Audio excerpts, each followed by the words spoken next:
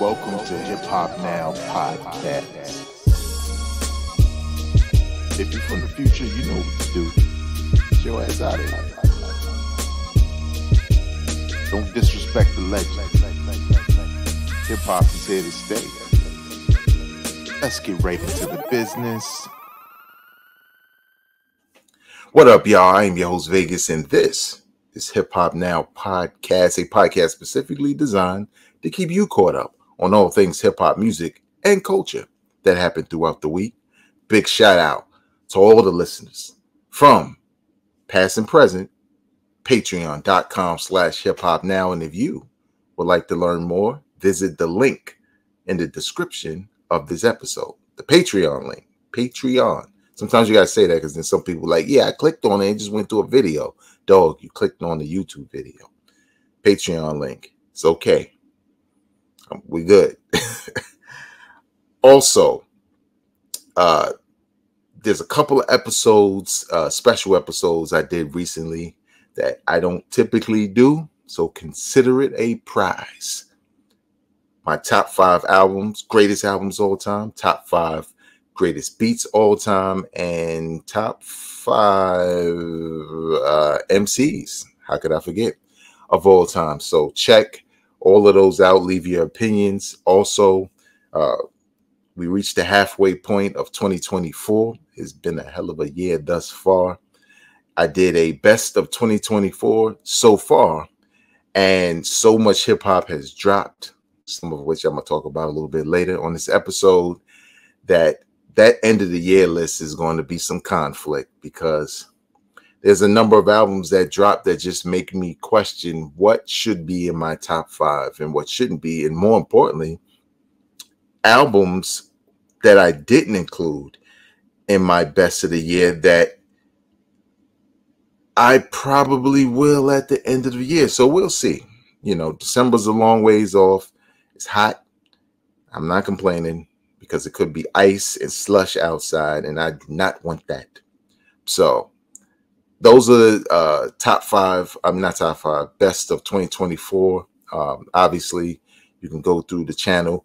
We're on our road. We're on our way to 500 subscribers right here on the YouTube channel. Big shout out to people who've been listening in audio form for years via Apple Podcasts, Spotify Podcasts, or your favorite podcasting app. Hip Hop Now Podcast is available on audio everywhere, but we are trying to grow the YouTube channel because, Patreon supporters, big people who are fans of the show was like, you should start doing video, man. We want to see you, fam. Well, I've been here. And we need about 50 more subscribers to get to 500. So what I need you to do is, if you enjoy it and you're new here, first of all, welcome. But if you like what you see and you would like to see more, hit that subscribe button. Hit that bell to get notified when I post a new video. It always won't just be the weekly show. There'll be things sprinkled in between. You know what I mean? So content is definitely coming to this channel, probably more than ever. Keep it locked in. We're going to do some more catalog breakdowns, all that kind of stuff. So subscribe. And one of the good things you could do also is, if you know other hip hop heads and other spaces, other social media platforms where you frequently talk about hip hop, you like an episode or you share an opinion, or you're even against an opinion, post it. Find out from your circle who likes what and who thought was the greatest album, or whatever the case may be. It's all love here. It's all about the love of hip hop and talking about it. Big shout out to hiphopdx.com, allhiphop.com, the Source magazine.com, and sometimes, and a couple of places where I get some of these stories from. Let's get right into the business, though. Brooklyn, what up? So if you don't know, and maybe you didn't care, I myself am a little curious.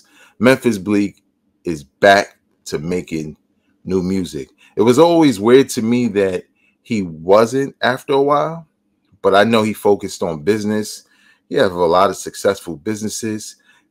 It almost feels like he's in a happy space, and I kind of feel like, well, we should have new music from Memphis Bleek. Why don't we? Why not? And he dropped the first single. I can't remember the name, but it was fine, and he sounds no different than he always has. Well, Bleek, and he may be putting the cart before the horse, or whatever that old saying is. You know what I'm talking about. He's basically saying he wants Jay-Z on his album, like Jay-Z's been on every Bleek album. And I agree with him, because why not? It's always happened that way. This is on hiphopdx.com. Says that Memphis Bleek is putting the pressure on his longtime friend and collaborator Jay-Z to drop a verse on his new single. And this is Bleek from Twitter. Might be the one to bring Hove outside for a verse. I know he heard that second half of Bands Up. That's his new single.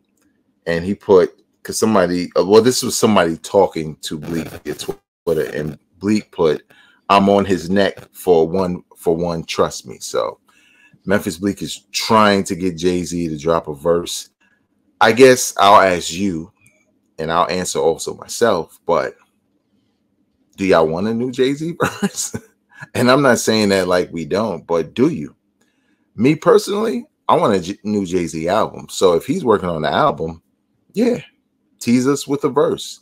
And again, it's only right that Jay-Z in some capacity is on a Memphis Bleek album, because it's just been that way. And because Bleek took such a long layoff from dropping albums, like, put it this way, if Bleek was dropping albums since, I forget what his, I think 4, 5, 6, whatever his last album was, it was a number I can't remember. That was so many years ago. If he was dropping albums in between that time, I wouldn't feel like, yo, Bleek got 10 albums, Jay-Z on all of them. No, we don't need that. But because he took that break, well, why not bring a little bit of that nostalgia on Bleek and Hove on the same track? Why not? So I kind of mess with the idea. I hope it happens, and I hope it's good, because it could all go wrong, y'all. Nobody's untouchable. Havoc and Alchemist have teased a new Mobb Deep album and music in general. Havoc said this a while back on his Instagram, and I remember that. I think he might have said it last year, and I remember that. I reported it on, or co-reported it, right? Because I didn't break the story here on Hip Hop Now podcast. And it was one of my most anticipated things on that particular episode at the beginning of this year. One of my most anticipated albums is a Mobb Deep album, because when you think about the posthumous albums that have dropped, a lot of them are hit or miss. But I think what DJ Premier did with Gangstar and Guru is the blueprint. Prior to that, posthumous albums felt just like, this artist is no longer with us. We're going to take these incomplete songs and just mash them together with features that fans feel like would probably never happen, even if that person expressed like somebody being dope, or if that person I don't think Biggie was really here for the Eminem we know, right? Eminem obviously was around, but not like that. So having hit Eminem on a Dead Wrong remix was dope because it fit Eminem. But would Biggie be cool with it? I would like to believe he would, but we wouldn't know. So I feel like what Premier did, like having somebody like J. Cole on a Gangstar album, it kind of makes sense. It's like a mutual respect. It's kind of like a kinship, as far as like Guru was a deep thinker, and J. Cole could be a deep thinker. He also could be an apologist, but we're not gonna go there. I just had to take one shot. All right, cool.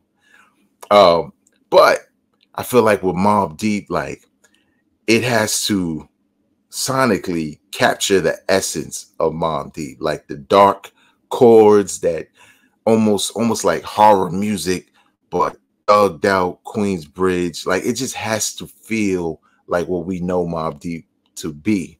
And then whatever verses from Prodigy that they have, it just has to be crafted in a way that it doesn't feel like, oh, well, that's almost like half a verse and Prodigy say the at the end, and you could tell he was just practicing.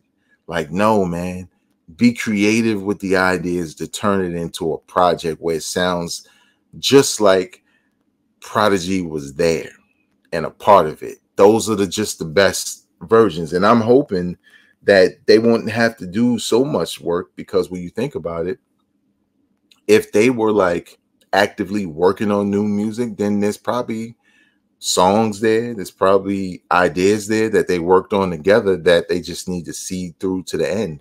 And maybe you already have vocals for P on a number of records, but it got to be dope. It can't be put it out to put it out. It can't be new Mobb Deep just so you can say new Mobb Deep. So for me, it just has to be something dope. And I know for those who may feel like, yo, well, what took so long? I'm just only assuming that there was not that there was a problem, but maybe there were hurdles in regards to rights, because Prodigy is no longer here. So who is in charge of his estate? Who can grant access to usage of his voice? Like, don't think just because they're in a group that it's just like, oh no, Havoc's using it, so go ahead and do it. No, it might be that easy, but there's still a process for stuff like that. You know, who benefits if this album went diamond? I mean, I don't think it would, but who profits from that? So I just hope at the end of the day it's dope. I kind of believe it will be, and that's why I'm a little bit more excited for something like this, because of it's in good hands. It's the homie Havoc, one half of Mobb Deep, and it's almost like the third member being Alchemist. You know what I'm saying? He's done a bunch of production that's right there with Havoc as far as tone, and he's done a ton of projects with Prodigy by himself on the board. So there's just no way this could be anything other than dope, but we shall see. And lastly, so this episode was always going to be a short episode, mainly because I went through the news, and I'm sorry, I'm just not going to report on Drake and Kendrick. I don't care what Drake is about to do. It's over. Last week I had to, because the video dropped, and you know, I mean, there were reactions, and it's what the culture called for. Unless there's something significant that happens, I can't talk about every little thing, every little rumor, every little way. You know, academics try to say, hey, my friend, remember my friend? We remember Drake, man. Most of us don't hate him, okay? He lost. You said he lost, so let it be that. Stop throwing things in there. Oh, there might be a subliminal. Why? Why would there be one? So again, it's not just that. There's things that I like to report on that focus on the music, the reason why we love hip-hop. We love battling, but that's not all we love about it. And one thing I love about it is the fact that back in 2010, Freeway and Jake One released a project called Stimulus Package. I honestly had no expectations for that project when it came out. I kind of just did my due diligence as a host of a news podcast and said, let me press play. And I swear, back in 2010, I played that joint every day that year for months. It may have been in my top 5 of the year. I really don't remember, but I would be surprised if it wasn't.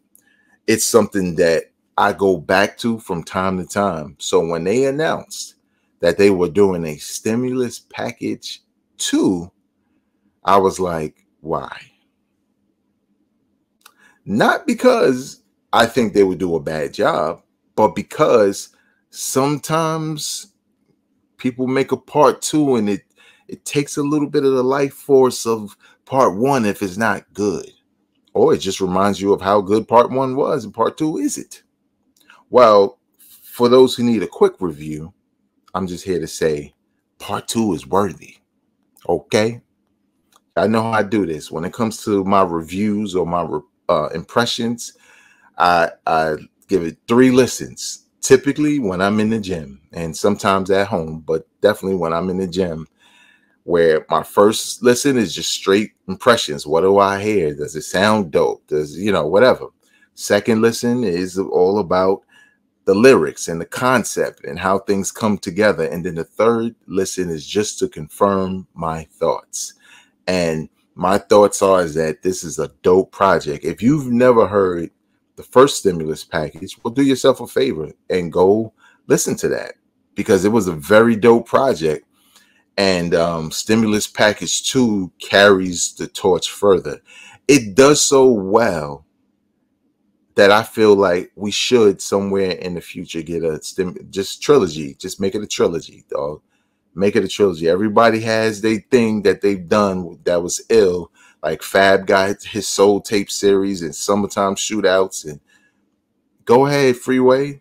You and Jake One be like, boom, we got to, you know, maybe a year, maybe next year, whatever. Maybe not this year. Maybe next year. Maybe early next year out of the blue. Like, boom, Stimulus Package 3. The trilogy ends, or not that whack name I just gave it, but you know what I mean. So with that being said, it's good if you just want to go press play. Now, how good is it? Best of the year so far? Absolutely. In my top 5 of the year, like I said earlier, I don't know, man, because it's, first of all, I need some more time with it anyway. And 2, that competition is already heavy. Like if we stopped today and was like, okay, give me your best of the top 5 of the year and stop right here, I would just literally say, yeah, that's easy, because these 5 albums I chose are Trump tight. Go listen to them. But let's get into the details of this particular album. It is about 14 songs deep, 47 minutes, just how I like it, right? Just keep, because like we don't need to hear, like this ain't back in the days where music was releasing so far in between each other that you had the time to listen to 20-track albums, and live with them. Now everything's so fast. Just like a stimulus package, you spend that money fast. Okay, well, we need this. I want the rewind factor. Put it that way. Features on the album include Simba, Jadakiss, Black Thought, Sauce Walker's on here, Petey Crack's on here, Conway the Machine is on here. Standout tracks for me are Time, which I thought was really dope. The joint with Sauce Walker, My Own, it's pretty dope. Price of Fame. Also Crystals and Keys, Bearded Legend, Surgery. It like at the end it gets really strong. So let me just get into it real quick, right? So even though this series is called Stimulus Package, it's not just about the money, right? In a lot of ways, the money we all, or most of us, received around that time, it's not just a play on that. It's really about almost like delivering you some true hip hop, right? Like, yeah, you're a little bankrupt, you know, you're a little low on your hip hop, you're a little low on your boom bap, you know, been running that Common and Pete, you just need a quick break, but you want it to be good. Stimulus Package, here you go. Courtesy of Freeway and Jake One, right? So I feel like with this project, what I love about it was the first one played a lot with that metaphor. But this one is so much deeper, right? Because you get the Freeway, you know, you get the bars, you get him talking the way he's always talked, right? You get a lot about him as an MC, a lot about him and his history, things he used to do that he don't do anymore. Like you get a lot of that. Towards the end of the album, you get a lot more behind the man, right?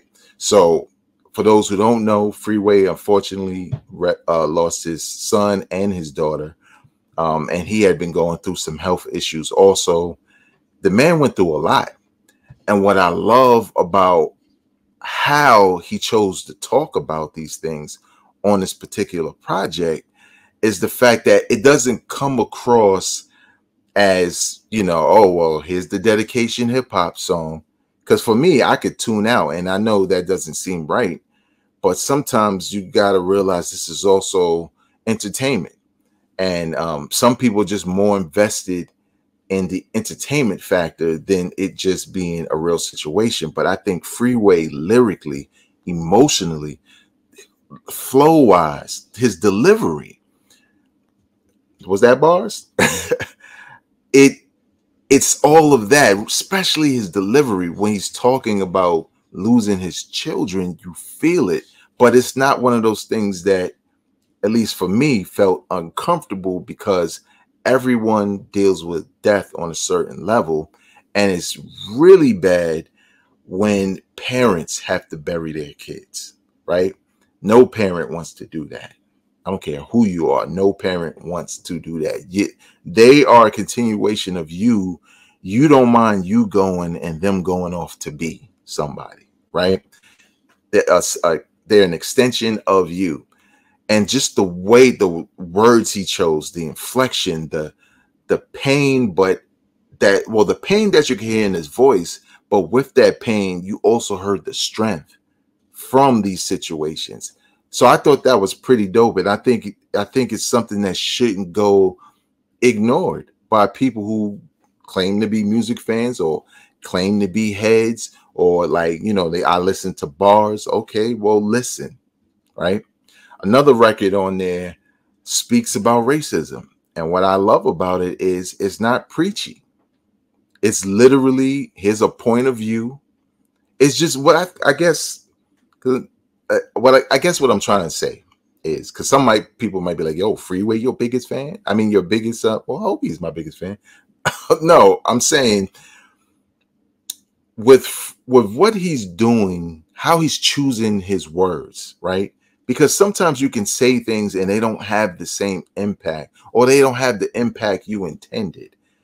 And I think Freeway, speaking about racism, didn't feel like, oh, here he go preaching, or here he go trying to preach. You ain't conscious. Like that, it comes off conscious without being preachy. And I love the fact that he talks for what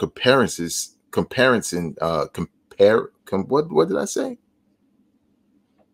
For comparing sake, whatever. Okay, we ain't in class. Shut up. I feel like him using the fact that he's black and Jake One is white, and their relationship, and how they cooking up this stimulus package too for you, and it comes out this way, is a testament to how whack racism really is. How better it is when we work together for a common cause. And I did not expect to even have that as a part of this review, because I just wanted to hit some boom bap, some dope beats, Freeway doing some things cool. If there was one thing that I would criticize about this project, is I think I would have chose other singles, because and it has more to do with the hooks of the singles. I felt like I'm not really getting the same vibes of Stimulus Package, but once I heard the full album, then I got it, but I didn't get it off the singles. I felt like there probably could have been a better ones to go to, but I mean, Jadakiss is, he's on it, and it's Freeway, and it's nostalgia behind it. So again, I say that to say that this is one of the best albums of the year for all the reasons I mentioned. Now, if you've never liked Freeway, why would you even care about this one? Unless you're trying to like it, then check it out. Maybe you'll like it. If you love Freeway's music, I'm going to tell you like this. And I didn't go through the whole catalog. I just know most of what I've heard. And there's probably only one project I could think of off the top of my head where I'm like, yeah, I ain't really like that one. Freeway got a very underrated catalog. Like very underrated. Like he has mixtapes that I've reviewed. Obviously his first album was crazy with a bunch of hits that I remember back then. It felt like half the album was on the radio. I believe he went platinum too. I think his catalog is slept on, man. Slept on big time. Y'all tell me. Some of y'all might be bigger fans than me and know every project, but I kind of get the vibe that since the Rockefeller thing ended, people ain't paying attention, but Freeway has been consistent through some traumatic situations in his life, which needs to be applauded. So you tell me, Did you hear Freeway and Jake One's new album, Stimulus Package 2? Leave your review in the comment section below on YouTube. We're trying to get to 500 subscribers. So if you watch and you enjoy it, and I know from the statistics, over 50% of the people who watch my videos are not subscribed. So if you like what you hear and see, and you check in, you know, to see what's there, hit the subscribe button, because we're trying to get to 500 subscribers so we can move on to bigger and better things here on the podcast. That's going to do it for me. Also know that this podcast is available in audio form via Apple Podcasts, Spotify Podcasts, and whatever podcasting app you choose to use to listen. Also, make sure when you subscribe, when you like, when you comment, that you also share it with people you know enjoy this kind of content. Until next time, y'all, I am not a critic. I'm a fan. Peace.